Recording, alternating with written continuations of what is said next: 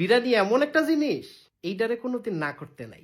আপনি অন্য কিছুরে না করতে পারবেন, কিন্তু বিরিয়ানিরে না করতে পারতেন না।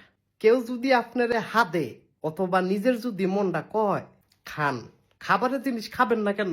হুম, খান। এক কবি বলছে বিরিয়ানি খাইলে কেউ দেউলিয়া হয় না, সেই কবিটা আমি। খাবারটা বড় কথা না, আবার খাবারটাই কিন্তু বড় কথা। ধরেন আপনি রাস্তা দিয়ে যাইতেছেন, পাশেই একটা বিরিয়ানির দোকান, আগে থামবেন, খান আর না খান দেখদার কাছে যাইবেন, এমন করে গ্যারান্ডা নিবেন। এটা ভালোবাসা।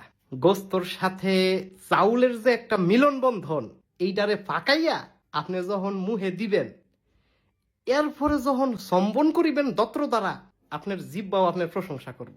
এত খুশি হইব আপনার যে 32টা দত্র পাখির মতো ডানা বাইর করে লইব। খুবই রঙিন একটা মুহূর্ত, কলজাটা ঠান্ডা হয়ে যায়।